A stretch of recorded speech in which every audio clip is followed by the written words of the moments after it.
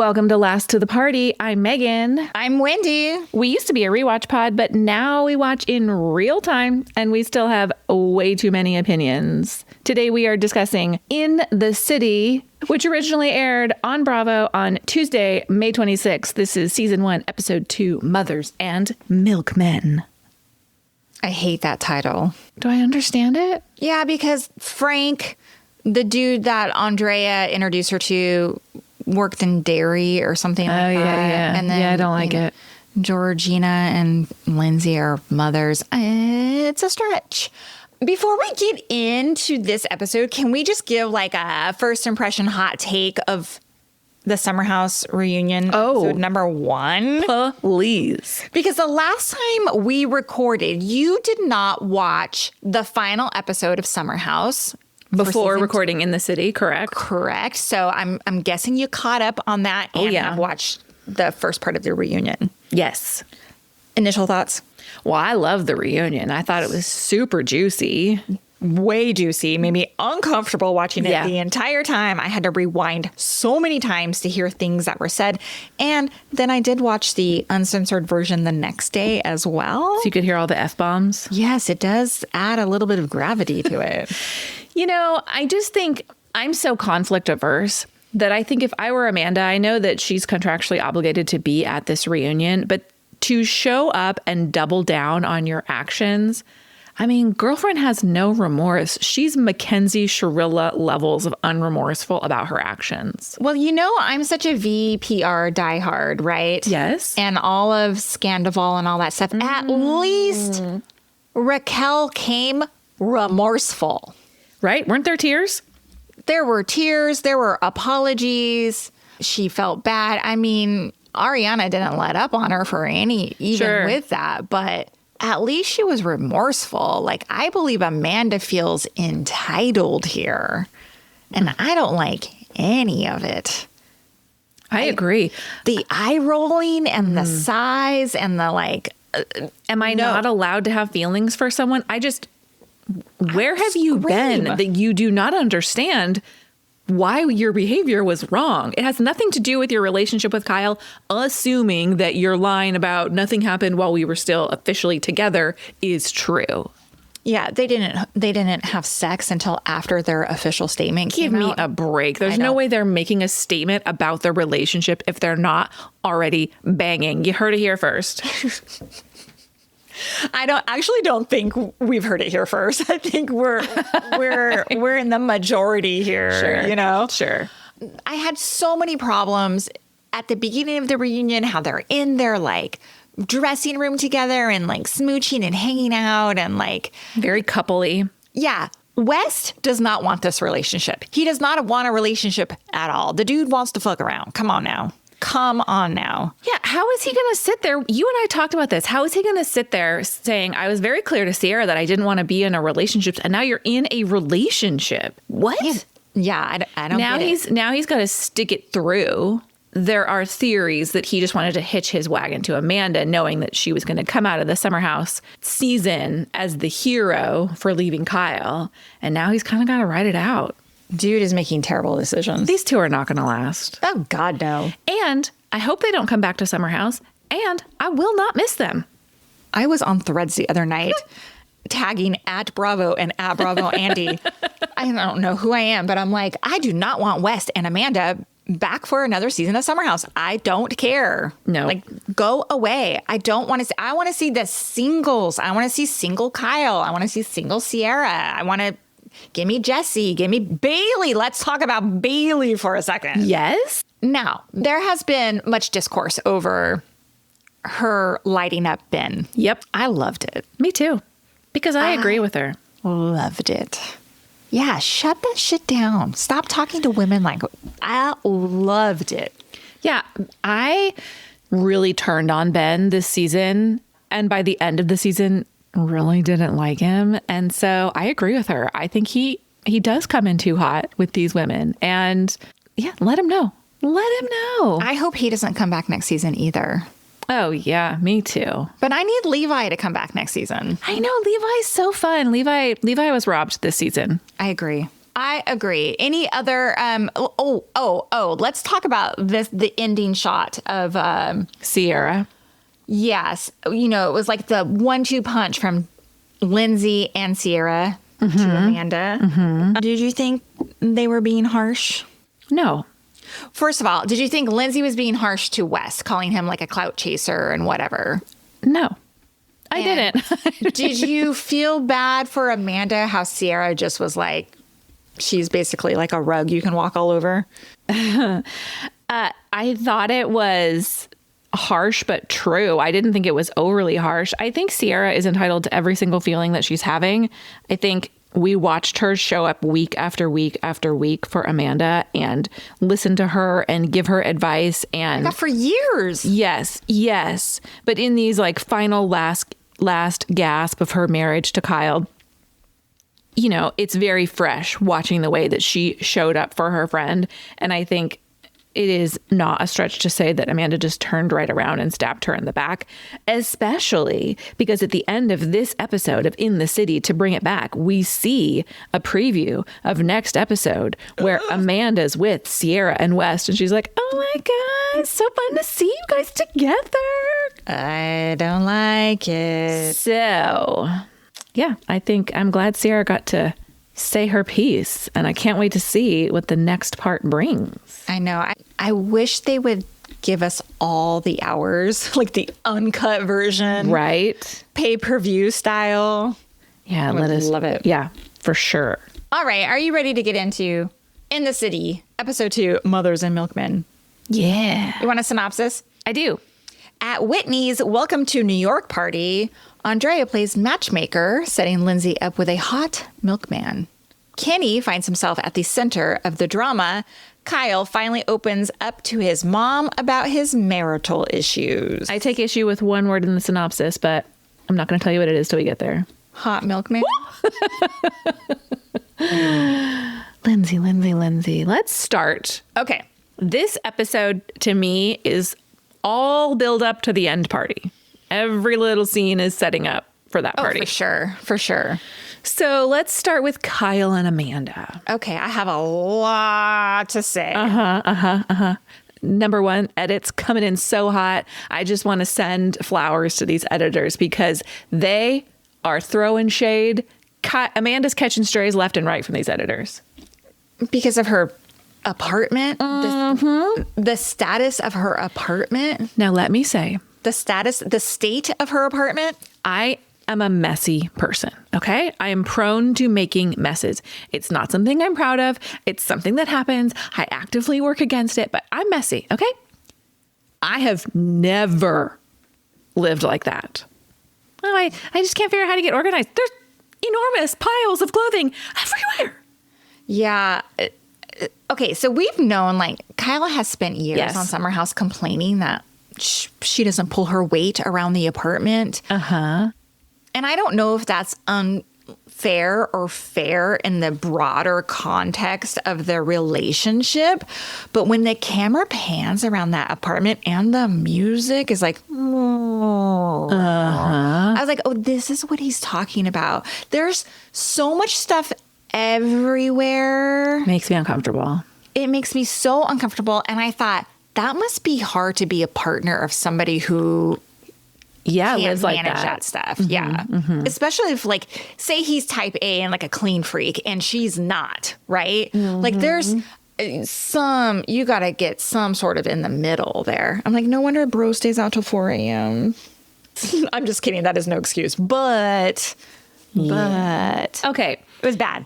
So I have some questions. Okay. One, this scene opens, Kyle's on like a Zoom call at Loverboy HQ. They're talking about some new merch. And he's like, can I get Amanda's take on this? Today? Basically, they were like, yeah, if you can do it right now, like, we got to get this out. So he walks next door because apparently their office is next door to their apartment. Awkward. They put under Amanda's name, it says creative director. My question is she still being paid a salary for working at Loverboy? Good question. I don't know. Because in every conversation that we've heard Kyle have this summer about Loverboy and their issues. Amanda seems to be hearing that information secondhand from Kyle, not experiencing it as part of the Loverboy executive team. Mm-hmm. And we don't ever see her. It doesn't mean she's not working. We don't see a lot of the people in the show working, but we don't see her working and talking about work. So I'm just curious, is she still serving in the capacity of creative director? According to LinkedIn, she is creative and branding at Loverboy. Okay. So she may not be in the decision-making, know all the financial back end stuff, whatever, so on and so forth. But I mean, my take on it is when we saw Summer House season 9, she wanted to step away from that stuff, right, kind of do her own thing. So maybe she stepped away from doing the creative stuff, making the sweatshirts and doing all that. And they have a team in place now that does it. But maybe she is just still being like as a consultant, you know, giving her sign off on it. And that's why he wanted to ask her what he thought about the sweatshirt. I don't know. I'm being a real judgy Judy because I remember that season 9 conversation, and then she launches that like swimwear line in conjunction with, I can't think of the name of the brand. Doesn't matter. But now I'm like, now what are you doing? She's just now what are you doing? Getting her salary from being on these TV shows, I think. And then not paying Kyle rent. Yeah, apparently so. So, you know, I'm trying to be objective here, but I'm having a very hard time. I'm judging. I'm judging. Objective about what? Or judging about what? What she's doing with her life? Yeah. Yeah. I think we all are. I'm like, get your act together. Yeah. Is she 30 yet? She's in her 30s, right? Yeah. They've been married for 10 years. So yeah. No, I mean, together for 10 years. Yeah. They've been married for 4. I don't know. I think she's like 33 maybe. Okay. Watching some of this unfold, especially when he comes into the apartment and she's packing shoes. Yes. She's deciding what shoes she wants to take to her The new only place. organized part of this is her shoe closet. Yeah, that's a lot of shoes. I still have to question, though, their separation. This is what I'm struggling to figure out. Is he calm because they've discussed all this stuff privately for months and he's already processed it? Or is he calm because he is desperately trying to be supportive in hopes that Amanda will eventually come back to him? I have the same question. And based on, I don't think Kyle is ready to let go of this relationship, but it could be a little bit of both. He's so emotional, though. I find it very hard to believe that he's able to be so level-headed in these conversations. At one point, Kyle's like, are you just going to pop by? And Amanda goes, do you not want me here? Now, Oh, we got a voice for Amanda. look, I have to do that from here on out now. just call me Ben. Look, Oh my gosh. I take such issue with this because in the last episode when Amanda goes, I'm moving out, and Kyle's like, so, and he tries to figure out what this is going to look like, and she shuts him down, and it pisses me off. And we talked about it last week because he's not saying you need his permission. It's perfectly reasonable for him to try to figure out what this is going to look like. And it's perfectly reasonable for him to say, like, okay, you're going to have your own space, but you're also going to consider our shared space your space too. But your space is not going to also be my space. I feel like if you're going to have your own space, then you need to treat the home that you and Kyle share as Kyle's space. Yep. And treat him, oh, I want to date you. I want us to court each other. Fine. Then treat him like your boyfriend and not like this apartment that you have a right to walk into at all times. Exactly. I agree. She wants to have her cake and eat it too. And I'm so frustrated by it because I think she feels so empowered when everyone's like, you need to take your power back from Kyle. You need to claim your space. You need to stand up for yourself. But also, you are in a team and you do need to work some of these things out together. I agree. Amanda and Lindsay do go apartment hunting. Yes. Big pimpin' here with her New York City apartment. I mean, seriously, it was stunning. I will say that. But I was like, is this just for show? Is this like House Hunters, on HGTV? Or is that the place she moves into? I don't know. They look at it with a realtor. But I'm thinking the whole time, you're moving out for a month and you need a fully furnished 2-bedroom apartment to go live in? Yeah, no, girlfriend was out the door. She knew. I know. This was not trial separation. This was my foot's out the door and I need a pad where I can bang west. Yeah, I know. Yeah, I mean, I appreciate Lindsay being like a good friend. I mean, it could just be like, well, we got to get these shots together because who else is Amanda going to go with? Because you did hear on the reunion she doesn't have any friends. Mm-hmm. So, although the one friend they reference on the reunion, Katie, is in this episode. I know. That's crazy, right? Yeah, so kind of solidifies their statements right there, I thought. Yeah. Can we skip fast forward to the end? Yes. Kyle's conversation. Yes, let's close the loop on Kyle and Amanda with that conversation. Man, I got to tell you, there is something about being like an adult child and having to break bad news to your parents. Like, I know Kyle has not been a great husband, guys, but I've found myself having a lot of sympathy here for him. Sure. For his family. His mom just like crying and like, but I thought she was so like good. Like that's good parenting. Like, you know? Right. She didn't immediately shit on Amanda. Yes. I thought that was great when she's like, I'm so sad for the two of you. And yes. I thought their conversation, I don't think it could have gone better, honestly. I thought she just came through. I don't know the whole backstory of their relationship, but she came through as a supportive mom. She loves him and wants him to be happy, but she didn't immediately jump to, what has that bitch done? Yeah, that would be me, totally. Sure. I'm no chill. Yeah, so I felt very sad for Kyle and his family. And then I gotta tell you, like, I felt like not sad for Amanda. I have like no empathy for her because I was like, the whole West Amanda narrative is hanging over this, right? I don't want to make her a villain because I do not think their marriage was great and it is probably better that they've ended it, but the way that it was gone about is messy. Right. As we said last week, two things can be true. Kyle was not a bad husband, and I don't want to excuse that either. But in this present moment, as we're watching things play out on screen, Amanda is not doing herself any favors. Yeah, agree. You know, let me ask you this. Do you think Amanda moving out is like her truly moving towards independence, or do you think she's hoping like Kyle's gonna come around and be like, okay, I'm gonna stop drinking and stop DJing and whatever? Or do you think she was like, done? I had the same question for you because Amanda keeps saying things along the lines of like, I'm moving out and hoping that brings us to a better place and we can date each other. I think that's her saying what she thinks needs to be said. I think she doesn't want to jump straight to I'm out, but I think she's done.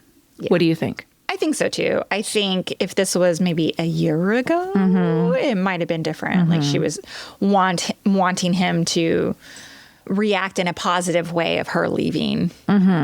So at this point, I think she's just over it. So we've got some pre-party Danielle talk coming from a couple different directions. Yes. First, we have a little bit of like Whitney moving in with Kenny talk. And like, as an aside, he's kind of like panicking about how much stuff she has. And she's like, I want that second bedroom to be a closet. And he's like, okay, but it also needs to be a guest room. And I just was like, eeks, their apartment's going to end up like Amanda and Kyle's. Uh-oh. Hopefully not. But this conversation leads to Whitney wanting to make girlfriends in the city. And as a result, she and Lindsay did not start off on the best foot because I think Whitney got a little defensive when Lindsay was coming for Kenny. And kind of coming for Whitney, too, a little bit. In the like, you moved all the way here without a ring? Yeah. So Whitney and Danielle have had a lunch. And that's when Whitney and Kenny start talking about Danielle and Owen. And the phrasing is really interesting here. Tell me more. Kenny asks when Owen's relationship ended, and Whitney said she didn't know, but Danielle said that Owen had been checked out of the relationship for a while. Oh, somebody was cheating, you think? And Kenny goes, oh, sounds like overlap to me. I think that's classic, potential cheating language. Yeah. Like things, it's over between us. Don't worry. Like it's over. It's over. It just, the language is not doing them any favors. Yeah, I agree. Watching that scene, I was like, why are we analyzing everyone else's relationships, though? Like, Yeah. Because Kenny and Whitney don't want their own No, he's trying to take the heat off himself. Fair. Yeah, I guess. Let's redirect it to somebody else who seems more problematic. Mm-hmm. Yeah, I guess so. I guess so. But I'm like, on the other hand, I'm like, these are 30-year-old, 40-year-old adults. Like, do I talk about like other people's I don't think I do. Like with my spouse, I'm like, why do I care? Yeah, I also think the relationships around us are just not that interesting like they are on the show. Fair. Yeah, we're not making a reality TV show. I'm sure I can come up with something to say about you if I was making a reality show, but no. Anything else about Whitney and Kenny? I can't remember what happened. No, that's kind of it. And then we cut to Gavin and Lindsay talking SHIT on Danielle. Yes. Which, do you know who Robert is? Well, I know that he is Danielle's ex-boyfriend because it says it on the screen. But you never watched a season with Robert on it? No. Tell me what you know about Robert. Robert and Danielle were together for several years, moved in together. He is a chef. And so like he would move around to different, like he was in like Colorado or he was somewhere, Utah. I don't know. He moved around a bunch of different states to be like head chefs and open restaurants. And that was very hard on their relationship because he wasn't around a lot, but he did appear in several episodes over several seasons of Summer House. And then they broke up. And that's all we know. We never really got like any backstory of like why they broke up or anything. They were just over.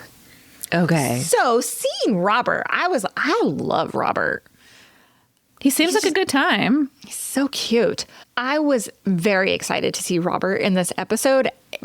Do I think it was coincidental? No. He's the head chef at this restaurant. He didn't know like Bravo cameras were going to be in this of restaurant, course. right? I'm a little surprised that he participated. And I do love, like he was like, when Danielle brought up, he's like, I don't want to talk about it. That chapter is closed. Like, don't bring me into it. Which makes me think Danielle maybe kind of unhinged a little bit. I don't know. Allegedly. I like Danielle. I said last week, I think Danielle makes great TV. I miss her and Lindsay's friendship. So, no shade. Are you ordering an arroz con pollo sweatshirt? No. Is there one? I would imagine. Reunited arroz con pollo. Yeah. Now, this conversation with Gavin and Lindsay. Quick question. Did you know Gavin before this series? No. Okay. I really like Gavin. Me too. Fun time. He talked about like, he's like a party promoter or a party bar owner, hospitality. He's worked in hospitality. And he's talked about like, he gave like a short story about how he threw a party and somebody was like, oh, you threw a great party. And I literally was like, what makes a great party? Yes. I thought the same thing. His neighbor was like, yes. I would have no idea. His neighbor's like, I'm going to tell your parents, but you did throw a good party. And I thought, how do you know? Yeah. What makes a great party? I don't know. Like, I'm throwing a party this weekend. I'm like, I want it to be great. Yeah. You're throwing a party this weekend. You want it to be great, but what makes a great party? I have no idea. Same. Anyway, I just thought he's very interesting to me. I like Gavin a lot. I don't know if Gavin's straight or not. Like, we don't have any kind of love interest for Gavin. Right. I want to know more about Gavin. But I did like this whole, this is where it's going to get complex, is because Gavin is besties with Kenny. And then Lindsay's here they're talking shit, right? Yes, but Gavin and Kenny, there's a storm a brewing. Agree. But I just think this is going to get really awkward going forward. And what's so funny about these scenes here is that they're just like quietly laying the table for the big explosion it's not a big explosion, but the heated confrontation we get at the end of this episode. Yes. And which I think we're going to, unfortunately, I think is going to drag out for several episodes. Yeah. I mean, obviously our riffs that are going to play out this season are Danielle and Lindsay and Lindsay and Kenny. And Kenny and Gavin. And Kenny and Gavin, potentially. They could just bro it out and be like, it's all good. Yeah. Carl and Kyle, almost came to blows 3 weeks ago on Summer House. Yeah, and they were good that night. They're good that night. Yeah. Guys are different. They are. And Kenny, the one last piece to this segment is there's a boys' night, and Kenny does kind of let Gavin know that he's upset that he was piling on with, he acknowledges that Lindsay was the instigator, but he's like, you kind of took her side and were taking shots. Like, I have a lot to say about this, but I think it's going to be when we get to our Kenny-Lindsay confrontation.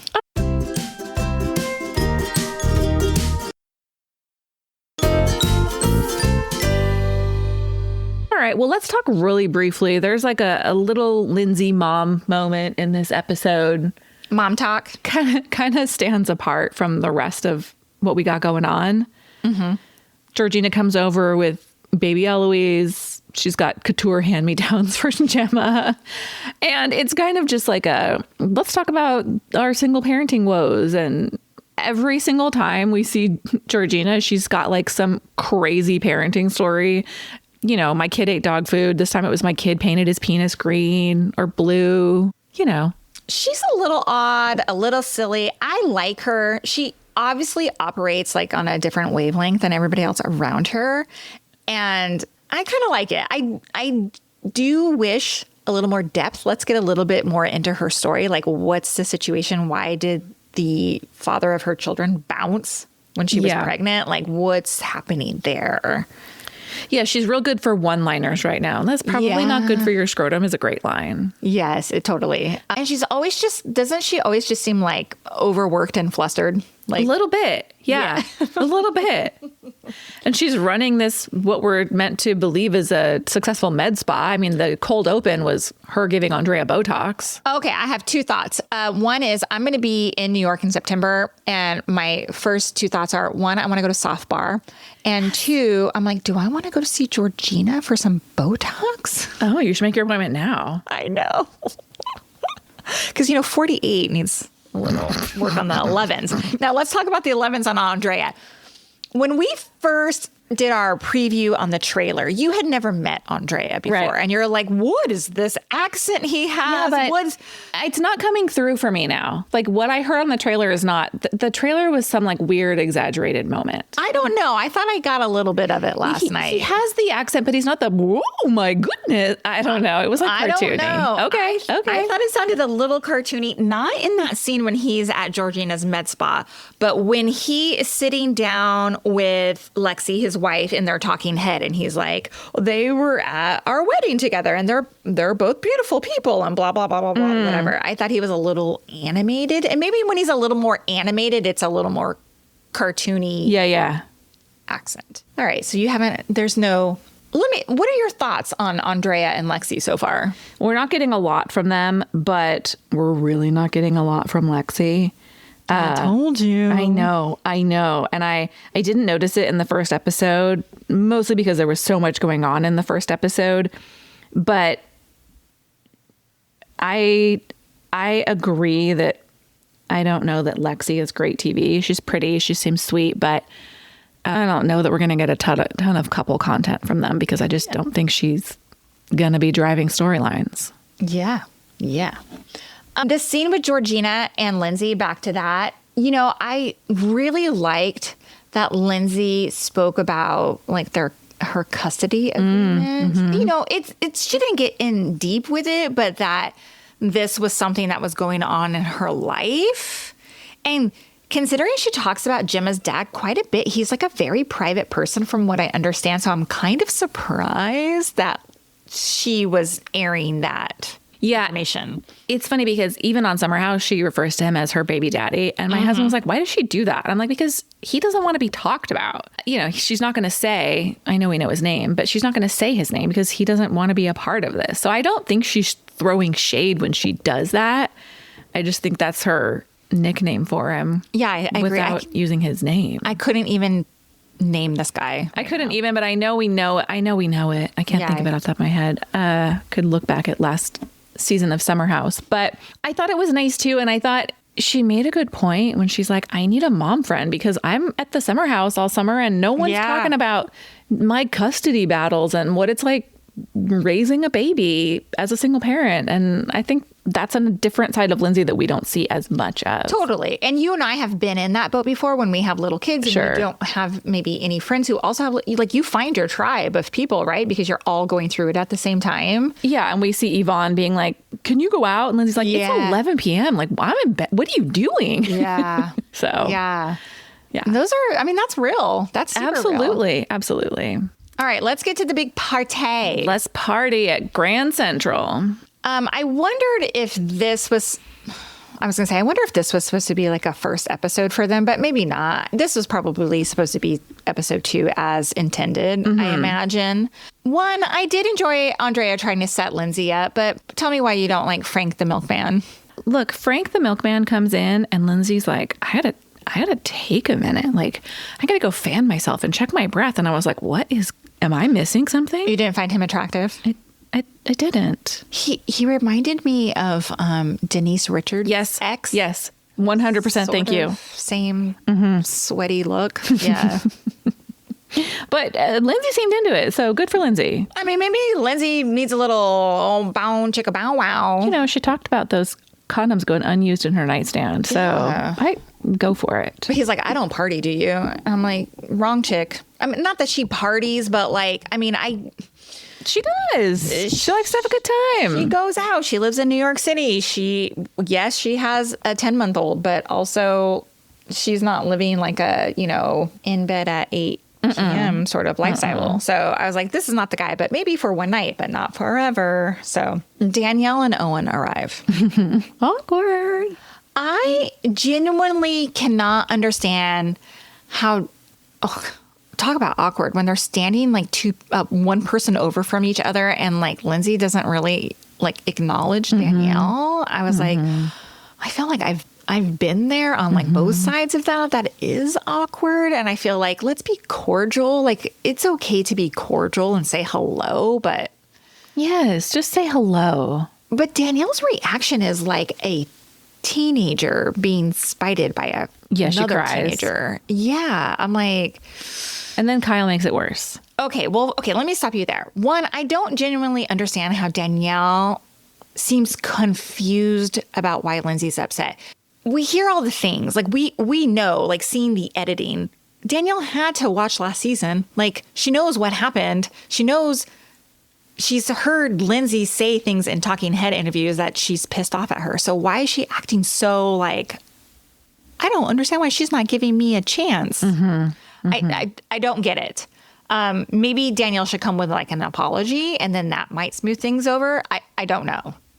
Yeah, I think Lindsay is so far at this point, it's not just one circumstance that she's upset about. I mean, obviously she had that enormous list. Yes. So I'm not even sure that an apology would work, but it does seem odd that Danielle and Lindsay seem to be coming at this from two completely different directions. Like, how could Danielle be so clueless about whether or not Lindsay is justified? How could she not know that Lindsay's upset? Exactly.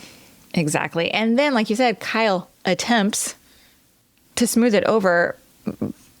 Sir, did you say slut? Oh my gosh. Okay. Do you remember last episode? I was like, you know what I love about Kyle? This is the one time I've seen him where he's not fallen down drunk. And that was a 1 episode unicorn because... Did you think he was falling down drunk here? He's slurring. Yes, he was drunk. I didn't really notice. I mean, he might have been drunk, but I didn't like really... He was 100%.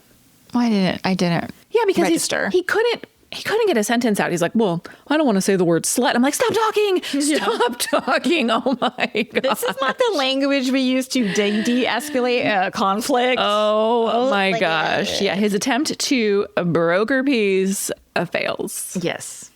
Fails. Yes. And at some point, like, Georgina's standing over there. I'm like, what are you doing here? What are you doing here in this conversation? Maybe she was just listening for Lindsay. Maybe. Okay, let's talk about the Kenny-Lindsay confrontation. Yeah. This is my least favorite storyline that is developing on this show right now.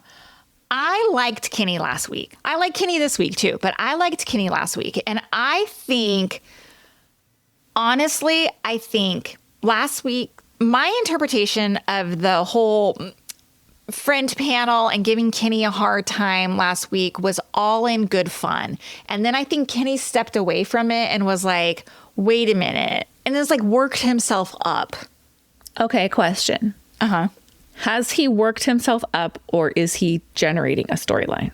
Oh, he's probably generating a storyline. Yes, you are correct. I don't know, but because he's mad at Lindsay and Gavin, his buddy. Well, maybe that's why like Lindsay and Gavin both are like, what? Like, what are you pissed off about? Look, Lindsay knows how to make television, and I appreciate that she goes up to him and she's like, let's talk. But she doesn't apologize.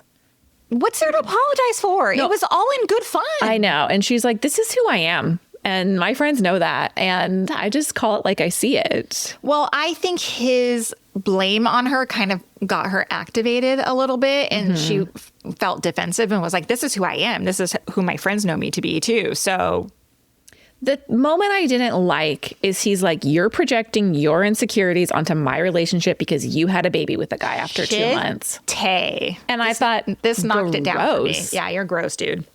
Gross, because the last thing you want to do to Lindsay is suggest that any part of Gemma is a mistake or something that she needs to make up for, whether or not the relationship continued. Mm-hmm. So, yikes. Yeah, that was gross. I mean, I liked Kenny last week a lot when he and Kyle sat down and talked about Loverboy and talked about the relationships and whatever. I was like, okay, cool. I even felt like I was defending him. I was like, oh, these are adults. Whitney can move out to New York and like they'll figure it out if it doesn't work out. But like him coming below the belt for her, for Lindsay about Gemma, no. Mm-hmm. I didn't like any of that. But what I'm worried about is that this is going to continue out over many episodes. And I don't love it because I feel like it's a small misunderstanding that has been inflated into something so much bigger. But I do think you're right. I think Kenny is generating stories for himself. Look, I love reality television, but at some point, the stars of reality television decided that for it to be interesting, they have to have conflict with each other. Mm-hmm. Instead of conflict exists in the world, conflict exists in your life. Like you can have an interesting story to tell that has an arc without beefing with your castmates. Yeah. And then they got to drag it out over an entire season. Yeah. And I don't want to watch that. I don't want to watch that either. I hope they can sit down and like figure it out and then move on to something else. Mm-hmm. How do you feel about episode 2 versus episode 1? And are you excited for 3? I still really like this show. I still am all in on watching it. I think episode 2 drilled down into some of our storylines a little bit more. And I think... Except you know who we didn't get much of a storyline from in this episode? Who? Yvonne and Nick. Yeah. Is Nick in the episode at all? Maybe he's at the party. Like, I think he's at that bro dinner or whatever. Hang. But yeah. You're right. I just wrote down Kyle's friend Nick, but I forgot that Nick was Yvonne's husband. And I gotta tell you, like, I feel I've seen that cast photo, that the cast photo seems a lot bigger than what we're dealing with right now. Oh. I think that chick Katie is in the cast photo. Yes. Really? The show will follow cast members Katie. Oh, yeah. I don't know how to say her last name. It starts Katie Arundel. Yeah. You're right. But we haven't really met her other than this like weird. Here's what's interesting. On this Bravo TV, it says Katie Arundel's official bio. And then in the photo caption, it says Katie DeLuca. Oh, well, Katie DeLuca is the name that was mentioned in the reunion, right? Mm-hmm. Oh, it says here, Katie is dependable, warm, and a childhood best friend with Amanda. Mm-hmm. She didn't have a whole lot to say last night. I wonder if she's going to get that Levi treatment, you know? Yeah. You might be in the cast, but you don't really get featured. That should be interesting because we have not gotten a Katie introduction. All we've gotten is like a chyron underneath when she showed up at the party. I think it just says Amanda's friend. Mm-hmm. She doesn't get a whole lot to do, and we're 2 episodes in. So maybe she's been edited out because I'm sure she had an intro package. Yeah. The way everybody else did, but they haven't given it to us yet. Yeah. Good pull. I guess. Oh, gosh. I guess we'll wait and see. I guess. Hey, thanks for listening to this episode of Last to the Party. If you love this podcast, we love your 5-star ratings and reviews. You can leave them in the Apple Podcast app. We'll be back next time with more reviews of In the City. Bye. Bye.